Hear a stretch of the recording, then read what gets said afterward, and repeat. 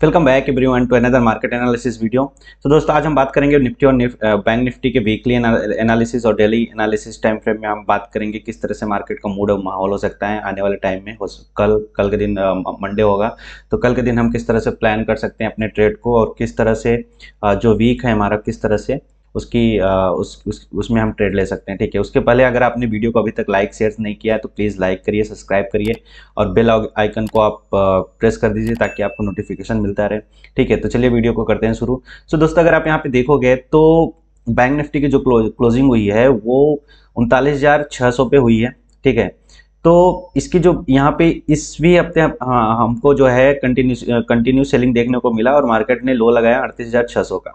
38,600 का लो लगाया, वहाँ से अच्छी बाइंग हुई और जो क्लोजिंग दिया है वो 1,000 पॉइंट के ऊपर की क्लोजिंग दिया है, मतलब कि 39,600 के आसपास की क्लोजिंग दिया है इसने। अब यहाँ से आगे क्या हो सकता है, अगर आप देखेंगे यहाँ पे, ठीक है, अगर आप यहाँ पे देखोगे तो ये इसका जो है यहाँ पे बहुत बड़ा यहाँ पे रेजिस्टेंस है और नीचे के साइड ये जो सपोर्ट था उसी सपोर्ट के आसपास इसने क्लोजिंग दी है। तो कल के दिन अगर मार्केट इसके नीचे आना स्टार्ट होता है फिर से, मतलब ये 39,500 आप मान लो, अगर 39,500 के नीचे अगर मार्केट आना स्टार्ट करता है तो फिर अपने इस लो को एक बार और टेस्ट करेगा और अगर इसके नीचे आता है तो फिर जो हमारा नेक्स्ट सपोर्ट होगा वो ये होगा जो कि है 38,000 के आसपास का। ठीक है, तो यहाँ पे वीकली टाइम फ्रेम में ऐसा दिख रहा है, बट मेरे हिसाब से अगर कल मार्केट फिर से इसी रेंज में कंसोलिडेट करता है तो यहाँ पे एक वॉलेटिलिटी मार्केट देखने को मिलेगा एक दो वीक में आने वाले टाइम में। और ऊपर के साइड पे ये रेजिस्टेंस है जो कि बहुत स्ट्रॉन्ग रेजिस्टेंस है और नीचे के साइड पे सपोर्ट है, तो मार्केट इन बिटवीन ही रह सकता है। तो आप क्या कर सकते हो, आप ऊपर के साइड का कॉल आप सेल कर दो और नीचे के साइड का आप पुट सेल करके आप बैठ सकते हो। अगर मार्केट तेजी से नीचे आने लगता है तो आप पुट से एग्जिट कर जाना और कॉल में जो है बने रहना है। ठीक है, तो ये आपका प्लान हो सकता है एज पर वीकली आने वाले इस मंथ के लिए। ठीक है, तो अगर हम बात करेंगे कि इसमें डेली टाइम फ्रेम में क्या किस तरह से दिख रहा है, तो अगर मैं इसका डेली टाइम फ्रेम में अगर शिफ्ट करूं तो डेली टाइम फ्रेम में अगर आप देखोगे यहाँ पे तो कंटिन्यू दो कैंडल जो इसने बनाया है बहुत ही बुलिश बनाया है, बहुत ही अच्छा कैंडल इसने बनाया है दो। और अगर मार्केट कल के दिन जहां तक है, अगर ग्लोबल इंडाइसेस की बात करें तो चलिए मैं एक बार ग्लोबल इंडाइसेस आपको दिखाता हूँ। तो यहाँ पे मैंने ग्लोबल मार्केट ओपन कर रखा है। ग्लोबल मार्केट में अगर आप देखोगे तो डाउ जोन्स यहाँ पे जो है 400 पॉइंट के आसपास का यहाँ पे फॉल दिखा रहा है। S&P में भी यहाँ पे फॉल है, नैस्डैक भी 86 पॉइंट की फॉल हो रखी है। अगर आप SGX देखोगे तो वो भी 117 पॉइंट का यहाँ पे फॉल हुआ है। तो इसका मतलब ये है कि ग्लोबल जो सेंटीमेंट है वो निगेटिव है, वो पॉजिटिव है नहीं। तो मार्केट चांसेस आर वेरी है कि कल जो मार्केट खोले वो गैप डाउन ओपन होता है। अब गैप डाउन कितना ओपन होता है ये डिपेंड करता है। ठीक है, तो इंपॉर्टेंट यही है कि गैप डाउन कितना होता है। अगर मान लीजिए कि कल मार्केट अगर थोड़ा बहुत गैप डाउन ओपन होता है, ठीक है, थोड़ा बहुत गैप डाउन ओपन होता है तो आप पहले वहाँ पे देखना कि क्या सिनारियो बन रहा है। अगर वहाँ से बाइंग होती है तो आप वहाँ से एक सपोर्ट ढूंढकर वहाँ से आप बाइंग कर सकते हो। बट मेरे हिसाब से अगर ये 40,000 तक जा सकता है मार्केट ज़्यादा से ज़्यादा, अगर यहाँ तक, क्योंकि देखिए अगर आप पैटर्न देखोगे ना, आप यहाँ पे पैटर्न देखोगे तो इस तरह का कुछ पैटर्न बन रहा है। मार्केट यहाँ पे जाएगा, फिर यहाँ से अगर फॉल होना होगा तो यहाँ से आएगा, या फिर यहाँ तक आएगा और फिर यहाँ से एक डब्ल्यू पैटर्न बनाकर यहाँ से एक रिकवरी दे सकता है। बट अगर ये आप बोलोगे सीधा ऊपर जाएगा तो सीधा ऊपर जाएगा नहीं, क्योंकि अगर आप अभी तक का देखोगे तो मार्केट गिरता है, ठीक है, मार्केट थोड़ा सा फॉल होता है, फिर ऊपर जाता है, फिर फॉल होता है, फिर ऊपर जाता है, फिर फॉल होता है, फिर थोड़ा सा पुल बैक देता है। तो इस तरह से ये डाउन ट्रेंड बन रहा है। ठीक है, इस तरह से अगर आप देखेंगे कंटिन्यू लोअर लोज बना रहा है तो यहाँ से मार्केट हो सकता है 40,000 तक जाए और उसके बाद फिर हमें एक सेलिंग देखने को मिले। ठीक है, तो ये आप प्लान कर सकते हो।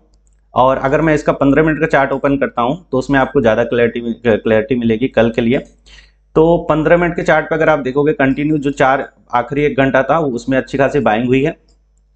तो अब क्या हो सकता है कि अगर मेरे हिसाब से मार्केट कल गैप डाउन ओपन होना चाहिए। अगर कल मॉर्निंग में ज़्यादा कुछ अगर गैप अप ओपन नहीं होता है SGX तो हमारा मार्केट भी गैप डाउन ही ओपन होगा। तो गैप डाउन अगर यहाँ पे होता है 39,200 के आसपास की अगर गैप डाउन होती है तो यहाँ पर थोड़ा सा 39,000 तक मार्केट जा सकता है, एक डिप मार सकता है 5 या 15 मिनट की कैंडल, उसके बाद यहाँ से एक बाइंग और आ सकती है। ठीक है, लेकिन अगर बहुत ज़्यादा मार्केट निगेटिव होता है और 39,000 के नीचे अगर क्लोजिंग देता है फिर हमारा मार्केट जो है और गिर सकता है, बहुत ज़्यादा फॉल आ सकती है इसमें। और जो हमारा फिर से टारगेट आएगा वो यही आएगा 38,600 के आसपास मार्केट आ सकता है अगर 39,000 के नीचे आना स्टार्ट होता है, या फिर 39,000 के नीचे अगर मार्केट ओपन होता है। तो अगर 100-200 पॉइंट की अगर गैप डाउन ओपनिंग होगी तो पहला 5 मिनट का आप कैंडल देखना, इसका हाई और लो आप मार्क कर लेना, जिस साइड ब्रेक होगा आप वहां पे ट्रेड ले लेना। और जो भी इसका लो, जैसे अगर हाई साइड ब्रेक होता है तो इसके लो का आप स्टॉप लॉस लगाओगे और वहां पे बाइंग की साइड पे आप बैठ सकते हो। जो टारगेट होगा वो इस लेवल के आसपास का टारगेट होगा, जो कि दिन का हाई है 39,650 आप मान लो, ठीक है। ये अगर आप टारगेट प्लान कर सकते हो, लेकिन अब मेरे हिसाब से अगर 39,000 को नीचे ब्रेक नहीं करता है, ठीक है, इस लेवल को अगर मार्केट नहीं ब्रेक करता है तो ये फिर इस लेवल को भी ब्रेक नहीं कर पाएगा, क्योंकि यहाँ पे सपोर्ट है, ठीक है, यहाँ पे रेजिस्टेंस है और यहाँ पे सपोर्ट है। तो मार्केट कहीं इन बिटवीन ही रह सकता है, वोलेटिलिटी यहाँ पे क्रिएट कर सकता है। तो इस साइड में ज़्यादा क्वांटिटी में आप ट्रेड मत करना, बहुत ही लेस क्वांटिटी में आप ट्रेड करना, क्योंकि मार्केट काफ़ी टाइम से अगर आप देखोगे तो ट्रेंडिंग है, या तो काफ़ी अच्छी सेलिंग हुई है, फिर से बाइंग हुई, फिर सेलिंग, मतलब काफ़ी अच्छा यहाँ पे ट्रेंड आपको मिला हुआ है। तो अब टाइम आ गया है सेलर्स का कमाने का। बायर्स ने बहुत पैसे कमा लिया, तो अब सेलर्स का टाइम है। तो सेलर्स इसको कुछ दिन होल्ड करके रखेंगे इसी लेवल में। ये डिसाइडेड लेवल होगा 39,600 आप मान लो, ठीक है। 39,600 के ऊपर अगर मार्केट सस्टेन करता है 1-2 दिन, फिर हमें 40,000 का लेवल आराम से मिलेगा देखने को, ठीक है।